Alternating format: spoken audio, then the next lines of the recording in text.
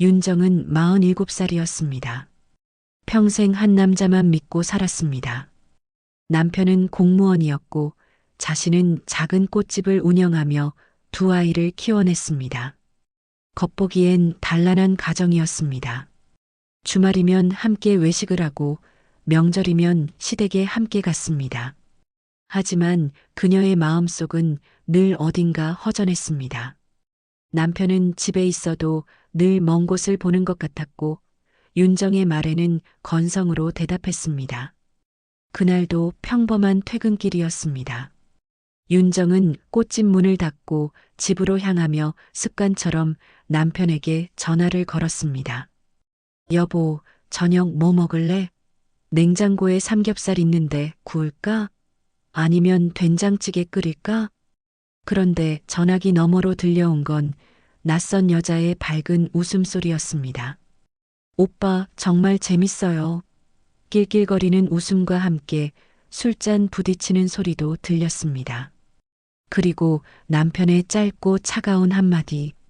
여보, 나 지금 회식 중이야. 끊어. 전화는 뚝 끊겼습니다. 윤정은 멍하니 핸드폰을 바라봤습니다. 화면에는 통화 종료라는 글자만 떠 있었습니다. 이상했습니다. 남편은 술을 전혀 못하는 사람이었습니다. 소주 한 잔만 마셔도 얼굴이 빨개지고 두통을 호소했습니다. 그래서 회식 자체를 거의 안 나가는 사람이었습니다. 회식이라는 말 자체가 어색했습니다. 하지만 윤정은 애써 의심을 접었습니다. 설마 우리 남편이 20년을 함께 산 남편이 며칠 뒤였습니다. 주말 아침 윤정은 남편의 차를 청소하고 있었습니다. 뒷좌석에 먼지가 쌓여 있었고 발밑에는 영수증 몇 장이 구겨져 있었습니다. 윤정이 영수증을 집어 들려는 순간 좌석 틈새에서 무언가 반짝이는 것이 보였습니다. 하얀 머리핀이었습니다. 진주 장식이 달린 아주 세련된 디자인의 머리핀. 너무 새 것이었고 명백히 딸아이 것이 아니었습니다. 딸은 이미 고등학생이라 이런 귀여운 스타일을 쓰지 않았습니다. 윤정의 심장이 철렁 내려앉았습니다. 손이 떨렸습니다. 머리핀을 들고 있는 손에서 땀이 났습니다. 그날 밤 남편은 씻고 나와 소파에 앉아 태연하게 TV를 봤습니다. 야구 중계였습니다. 남편은 맥주를 마시며 화면에 집중했습니다. 윤정은 떨리는 목소리로 물었습니다. 여보, 차에서 이거 나왔는데 이게 뭐야? 남편은 고개도 돌리지 않고 대답했습니다. 뭔데? 아, 그거 회사 여직원 거야. 지난주에 같이 택시 타고 갔는데 떨어졌나 보지 뭐. 별거 아니야. 내일 갖다 줘야지. 윤정은 더 이상 묻지 못했습니다. 남편의 목소리는 너무 자연스러웠고 표정에는 아무런 변화가 없었습니다. 마치 날씨 이야기를 하듯 담담했습니다. 하지만 윤정의 가슴 속에는 이미 싸늘한 의심이 자라나고 있었습니다. 그날부터 윤정은 밤마다 잠을 이루지 못했습니다. 남편의 퇴근 시간은 점점 늦어졌습니다. 8시, 9시, 때로는 밤 11시가 넘어서 들어왔습니다. 집에 들어와서도 그는 핸드폰만 들여다봤습니다. 식사 중에도 TV를 보면서도 화장실에 갈 때도 핸드폰을 손에서 놓지 않았습니다. 누가 문자를 보내면 입꼬리가 살짝 올라갔고 서둘러 답장을 했습니다. 윤정이 물었습니다. 누구한테 온 거야? 무슨 메시지야? 남편은 시큰둥하게 대답했습니다. 회사 일. 별거 아니야. 왜 자꾸 물어? 나도 좀 피곤하단 말이야. 윤정은 점점 작아졌습니다. 밥을 정성껏 차려놔도 남편은 먹는 둥 마는 둥 했고 말을 걸어도 시큰둥했습니다. 윤정은 자신이 뭘 잘못했나 되돌아봤습니다. 거울을 보며 생각했습니다. 살이 쪘나? 옷차림이 촌스러운가? 더 예쁘게, 더 상냥하게, 더 잘해야 하나? 한 달 뒤 남편은 갑자기 이혼을 요구했습니다. 토요일 오후였습니다. 아이들이 학원에 간 사이 남편은 거실 소파에 앉아 차갑게 말했습니다. 정아야, 우리 이혼하자. 윤정은 귀를 의심했습니다. 손에 들고 있던 커피잔이 바닥에 떨어질 뻔했습니다. 뭐라고? 남편은 시선을 피하며 말을 이었습니다. 미안하다. 나 좋아하는 사람이 생겼어. 더 이상 거짓말하며 살고 싶지 않아. 이혼 서류 준비할 테니까 도장 찍어줘. 윤정은 온몸에 힘이 빠졌습니다. 소파에 주저앉았습니다. 누구야? 언제부터야? 그 여직원이야? 남편은 담담하게 대답했습니다. 회사 계약직 직원이야. 반년 전부터. 그 사람은 나를 필요로 해. 나한테 관심을 보여줘. 나를 보면 웃어줘. 너는 나를 당연하게 생각하잖아. 매일 똑같은 밥, 똑같은 이야기, 똑같은 일상. 나도 사람이야. 설레고 싶고 사랑받고 싶어. 윤정은 울음이 터져 나왔습니다. 목소리가 떨렸습니다. 나는 당신을 위해 20년을 살았는데 꽃집 일하면서 애들 키우고 집안일하고 시댁 명절 때마다 음식 만들고 내가 뭘 잘못했어? 뭐가 부족했어? 남편은 아무 대꾸도 하지 않았습니다. 그저 창밖을 바라볼 뿐이었습니다. 그의 얼굴에는 죄책감 한 톨 없었습니다. 오히려 빨리 정리하고 새 삶을 시작하고 싶다는 듯한 표정이었습니다. 윤정은 며칠 후 알아버렸습니다. 그 사람은 자신보다 13살이나 어린 34살 여자였습니다. 늘씬하고 예쁘고 남편에게 애교를 부리고 의지하는 여자. 남편은 그런 여자에게 빠져 있었습니다. 친구가 우연히 목격했다며 전화를 걸어 말해줬습니다. 윤정아, 미안한데 너희 남편 봤어. 젊은 여자랑 손잡고 다니더라. 내가 알아야 할 것 같아서. 윤정은 비참했습니다. 하지만 더 비참한 건 아이들이었습니다. 큰아이는 아빠 없이는 못 산다며 방문을 잠그고 나오지 않았습니다. 밤새 우는 소리가 들렸습니다. 작은 아이는 그저 멍하니 엄마를 바라보며 눈물만 흘렸습니다. 아이들은 아빠를 원했습니다. 아빠가 집에 있기를 바랐습니다. 윤정은 결국 아무것도 요구하지 않고 집을 나왔습니다. 위자료도 재산 분할도 요구하지 않았습니다. 그저 아이들이 아빠와 함께 지낼 수 있게 해달라고만 했습니다. 큰아이가 울며 말했습니다. 엄마, 왜 나가? 엄마가 여기 있어야지. 윤정은 울먹이며 대답했습니다. 엄마는 괜찮아. 너희가 아빠랑 편하게 지내는 게 더 중요해. 엄마한테 전화 자주 해. 알았지? 스스로 15년간 키워온 꽃집도 정리했습니다. 단골 손님들에게 인사하고 꽃들에게 작별을 고했습니다. 할머니 단골이 눈물을 흘리며 말했습니다. 사장님, 왜 그만두세요? 여기 꽃들이 제일 예쁜데. 그리고 윤정은 고향인 강릉 바닷가로 내려갔습니다. 다시 처음부터 살아야 했습니다. 47살의 나이에 아무것도 없이. 바닷가 마을은 조용했습니다. 윤정은 작은 원룸을 얻어 지냈습니다. 방 한 칸, 부엌 한 칸이 전부인 작은 공간. 창문 너머로 바다가 보였습니다. 매일 해변을 걸으며 무너진 마음을 추스르려 했습니다. 하지만 밤이면 눈물이 멈추지 않았습니다. 어떻게 살아야 하지? 무엇을 위해 살아야 하지? 윤정은 매일 이 질문을 스스로에게 던졌습니다. 그러던 어느 날 마을 해변가에 있는 작은 카페 앞에서 청소를 하는 한 남자를 보게 되었습니다. 그 남자는 이른 아침부터 나와 카페 입구를 쓸고 유리창을 닦았습니다. 늘 정성스럽게 바닥을 닦고 화분에 물을 주었습니다. 지나가는 사람들에게 고개 숙여 인사하며 고맙습니다. 좋은 하루 되세요. 라고 말했습니다. 언뜻 보기엔 그저 평범한 청소 노동자 같았습니다. 하지만 그의 눈빛은 달랐습니다. 참 따뜻했습니다. 무언가 깊은 것을 품고 있는 듯한 눈빛. 윤정은 이유 없이 그 남자가 자꾸 눈에 밟혔습니다. 산책을 나갈 때마다 그쪽을 돌아보게 되었습니다. 며칠 뒤였습니다. 윤정이 카페 앞을 지나가는데 유리문을 닫던 그 남자가 걸음을 멈추고 윤정을 바라봤습니다. 잠시 망설이더니 조심스럽게 말을 걸었습니다. 혹시 예전에 강릉중앙초등학교 다니셨죠? 윤정은 깜짝 놀라 그를 돌아봤습니다. 그 학교 이름은 아주 오래된 기억이었습니다. 30년도 더 된 이름. 네, 그런데 어떻게 아세요? 남자가 수줍게 미소를 지었습니다. 저 박도연이에요. 5학년 2반이었어요.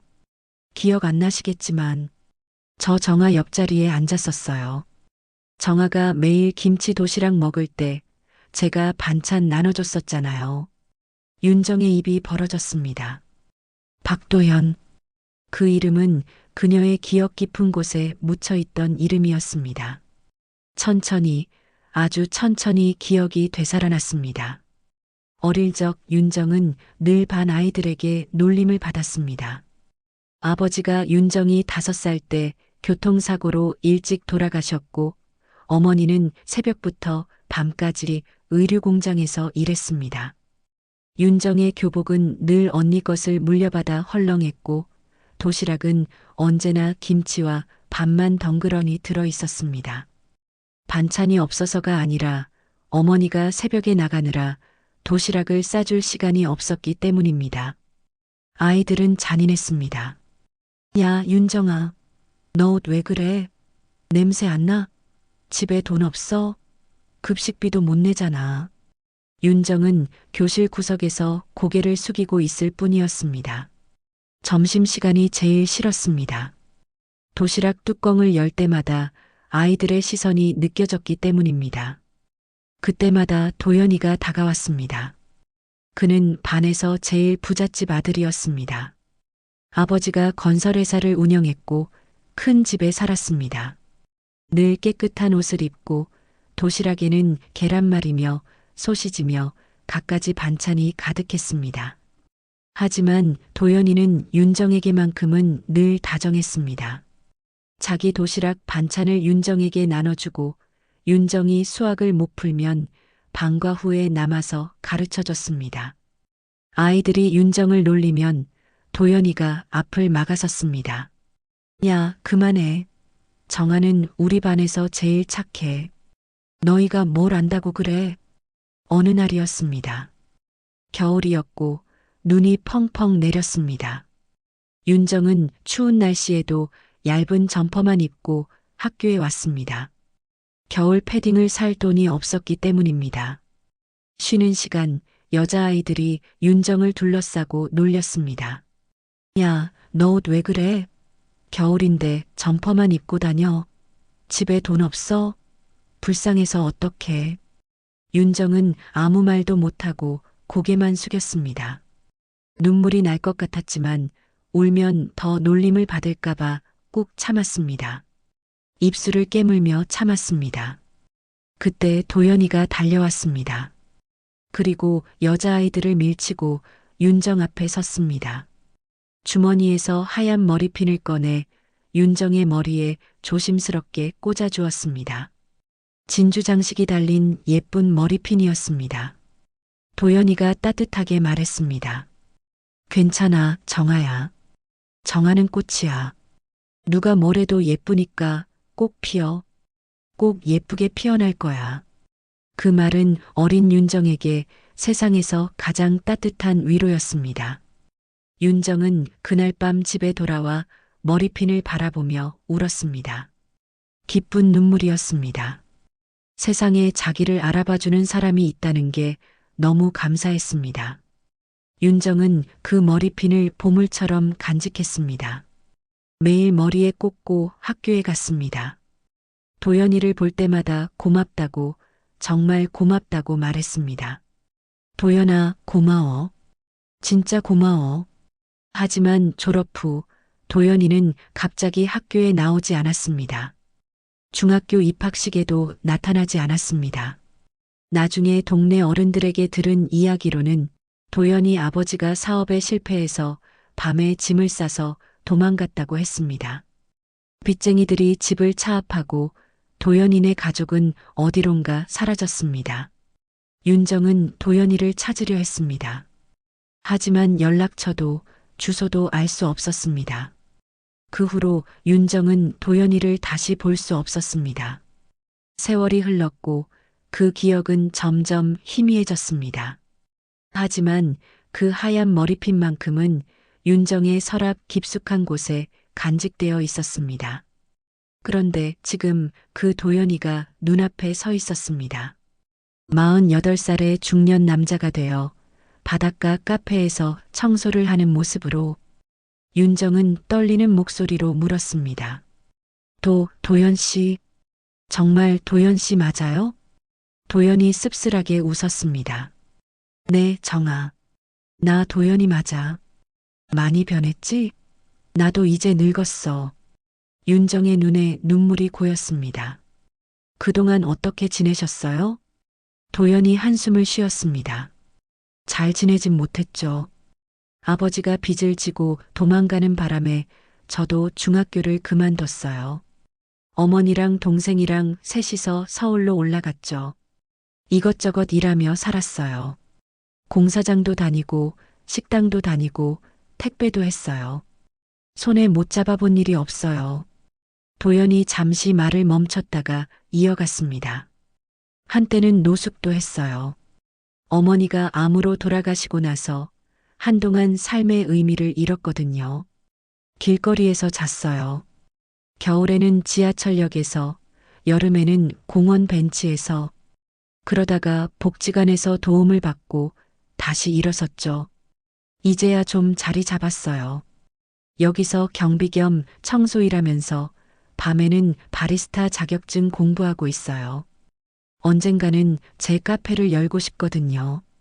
작은 카페라도. 윤정은 가슴이 먹먹했습니다. 그 따뜻했던 소년이 이렇게 힘든 삶을 살아왔다니. 그 밝던 미소 뒤에 이런 아픔이 있었다니. 도연이가 조심스럽게 물었습니다. 정아는 어떻게 지냈어요? 결혼은 했고요? 행복하게 살았어요? 윤정은 한참을 망설이다가 대답했습니다. 네, 했었어요. 그런데 이혼했어요. 얼마 전에 남편이 젊은 여자를 만났대요. 도연이는 아무 말 없이 고개를 끄덕였습니다. 그의 눈빛에는 깊은 위로가 담겨 있었습니다. 뭐라 말로 표현할 수 없지만 같은 아픔을 아는 사람만이 보낼 수 있는 그런 시선이었습니다. 도연이 조용히 말했습니다. 힘들었겠어요. 정아는 항상 착한 사람이었는데 그런 일을 당하다니. 그날 이후 두 사람은 자주 만났습니다. 도연이 일을 마치면 카페에서 커피를 마시며 이야기를 나눴습니다. 윤정은 도연에게 자신의 이야기를 조금씩 꺼냈습니다. 남편의 배신, 젊은 여자와의 불륜, 아이들과의 이별, 무너진 일상. 말하면서 눈물이 났지만 도연은 말없이 들어주었습니다. 휴지를 건네주고 커피를 따라주고 그저 곁에 있어 주었습니다. 도연도 자신의 이야기를 들려주었습니다. 아버지를 원망했던 시절, 어머니의 죽음 앞에서 무력했던 순간들, 거리에서 잠을 청하던 추운 밤들, 그리고 다시 일어서기 위해 악착같이 버텼던 날들. 두 사람은 서로의 상처를 조심스럽게 어루만졌습니다. 윤정은 도연과 함께 있으면 마음이 편안했습니다. 그는 여전히 예전의 그 따뜻한 눈빛을 가지고 있었습니다. 그리고 윤정을 바라볼 때마다 말했습니다. 정아는 여전히 꽃 같아요. 나이가 들어도 힘든 일을 겪어도 여전히 아름다운 사람이에요. 그 마음이 참 예뻐요. 몇 달이 흘렀습니다. 윤정은 조금씩 다시 살아가는 법을 배웠습니다. 마을의 작은 꽃집에서 아르바이트를 시작했고, 저녁에는 도연과 산책을 했습니다. 바닷가를 걸으며 이야기를 나누고, 때로는 그저 침묵 속에서 파도 소리를 들었습니다. 삶은 여전히 힘들었지만 더 이상 혼자가 아니었습니다. 그런데 어느 날 윤정의 전 남편이 찾아왔습니다. 토요일 오후 윤정이 꽃집에서 일하고 있을 때 남편이 나타났습니다. 그는 완전히 달라져 있었습니다. 옷은 구겨져 있었고 얼굴은 수척했습니다. 수염도 제대로 깎지 않은 듯 지저분했습니다. 예전에 단정했던 공무원의 모습은 어디에도 없었습니다. 눈 밑에는 다크서클이 짙었고 머리는 헝클어져 있었습니다. 남편은 윤정 앞에 무릎을 꿇었습니다. 꽃집 안에서 사람들이 지나다니는 곳에서 손님들이 놀라서 쳐다봤습니다. 정아야, 미안하다. 내가 정말 잘못했어. 나 다시 시작하고 싶다. 제발, 제발 한 번만 용서해줘. 윤정은 놀라서 남편을 일으켰습니다. 여기서 이러지 마세요. 사람들이 봐요. 무슨 일이에요? 왜 이러세요? 전 남편은 떨리는 목소리로 말했습니다. 그 여자한테 다 배신당했어. 내 돈 다 가지고 다른 남자 만나서 도망갔어. 알고 보니 나한테만 그런 게 아니라 다른 남자들한테도 똑같이 한 거였어. 나 완전 바보였어. 나 완전 이용당한 거였어. 윤정은 아무 말이 나오지 않았습니다. 남편이 계속 말했습니다. 목소리가 점점 떨렸습니다. 회사에서도 잘렸어. 불륜 사실이 알려져서 징계받고 명예퇴직당했어. 퇴직금도 반밖에 못 받았어. 집도 날렸어. 그 여자한테 담보대출까지 받아줬거든. 이자도 못 갚아서 집 넘어갔어. 나 이제 갈 데가 없어. 제발 나 좀 받아줘. 우리 다시 시작하자. 제발. 윤정은 한참을 말없이 남편을 바라봤습니다. 한때는 이 남자가 돌아오기만을 바랐습니다. 밤마다 울면서 빌었습니다. 제발 돌아와. 제발 나를 다시 사랑해줘. 하지만 지금은 달랐습니다. 이 남자를 보는 윤정의 마음에는 연민도, 분노도, 사랑도 없었습니다. 그저 텅 빈 공허함만 있었습니다. 그때 윤정의 머릿속에 한 장면이 스쳐 지나갔습니다. 그날 차 안에서 봤던 하얀 머리핀, 진주 장식이 달린 그 머리핀. 윤정은 순간 깨달았습니다. 그 머리핀은 단순히 젊은 여자의 것이 아니었습니다.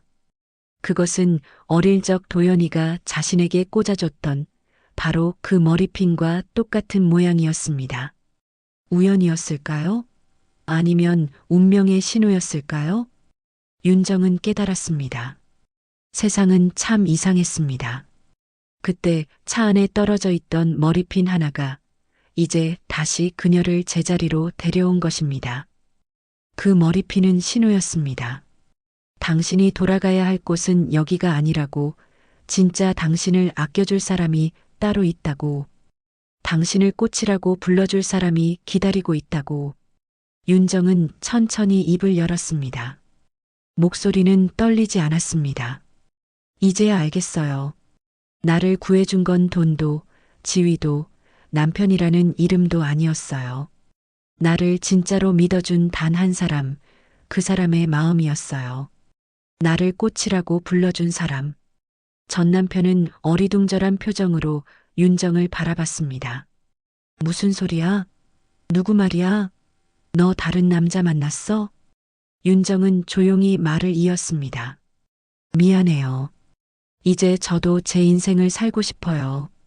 당신도 다시 일어서세요. 하지만 혼자서요. 저 없이요. 저는 이제 제가 행복할 권리를 찾고 싶어요. 전 남편이 소리쳤습니다. 정아야, 우리 20년을 함께 살았잖아. 애들도 있고 추억도 있잖아. 윤정은 고개를 저었습니다. 애들은 이제 다 컸어요. 그리고 20년을 함께 산 건 당신 혼자만이 아니에요. 나도 그 시간을 살았어요. 당신을 위해, 애들을 위해 나 자신을 다 잃어가며 살았어요. 이제는 내가 나를 위해 살고 싶어요. 그게 그렇게 이기적인 거예요? 윤정은 돌아섰습니다. 뒤돌아보지 않았습니다. 남편의 울부짖는 소리가 들렸지만 윤정은 걸음을 멈추지 않았습니다. 발걸음이 가벼웠습니다. 처음으로 자유로운 기분이었습니다.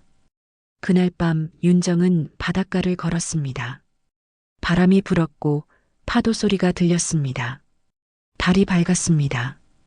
윤정은 깊게 숨을 들이마셨습니다. 공기가 차갑고 맑았습니다. 폐 속 깊이 공기가 들어갔습니다. 그때 뒤에서 도연이가 다가왔습니다. 그는 윤정의 옆에 섰습니다. 둘은 말없이 바다를 바라봤습니다. 파도가 하얗게 부서졌습니다. 한참 후 도연이 조용히 말했습니다. 정아야, 힘들었지? 오늘 그 사람 봤어. 윤정은 고개를 끄덕였습니다. 눈물이 또 날 것 같았지만 참았습니다. 괜찮아요. 이제 정말 끝났어요. 도연이 말을 이었습니다. 이제 진짜 피어날 시간이야. 누구를 위해서가 아니라 정아 자신을 위해서. 정아가 행복할 시간이야. 윤정은 고개를 들어 도연을 바라봤습니다. 도연의 손에는 하얀 머리핀이 들려 있었습니다. 바로 어릴 적 그가 윤정에게 꽂아줬던 그 머리핀. 30년이 넘도록 간직해온 머리핀이었습니다. 달빛의 진주 장식이 반짝였습니다. 도연이 윤정의 머리에 조심스럽게 머리핀을 꽂아주었습니다. 그의 손길은 떨렸지만 따뜻했습니다. 마치 30년 전 그날처럼 윤정의 눈가에 눈물이 맺혔습니다. 하지만 그건 슬픔의 눈물이 아니었습니다. 이제야 돌아온 곳, 이제야 찾은 사람, 이제야 피어나는 자신. 그 모든 것이 너무 감사했습니다. 두 사람은 말없이 바다를 바라봤습니다. 파도는 계속 밀려왔고 하얀 거품을 남기고 사라졌습니다. 마치 인생처럼 무너지고 다시 일어서고 또 흘러가는. 윤정은 생각했습니다. 사람의 인연은 잊혀져도 진심은 반드시 돌아온다고. 그 진심이 바로 여기, 이 사람 안에 있었다고. 30년을 돌고 돌아 결국 다시 만났다고. 도연이 윤정의 손을 잡았습니다. 손이 따뜻했습니다. 이제 우리 다시 시작하자. 천천히, 서두르지 말고 그냥 같이 걸어가자. 윤정은 고개를 끄덕였습니다. 목소리가 떨렸습니다. 네, 이제 진짜 꽃으로 피어날게요. 제대로. 도연 씨 옆에서 두 사람은 천천히 걸었습니다. 바닷가 길을 따라 새로운 시작을 향해 손을 맞잡고 그들의 뒤로 달빛이 하얗게 비쳤습니다. 마치 하얀 머리핀처럼 어둠 속에서도 빛나는 그런 희망처럼. 파도 소리가 축복처럼 들렸습니다.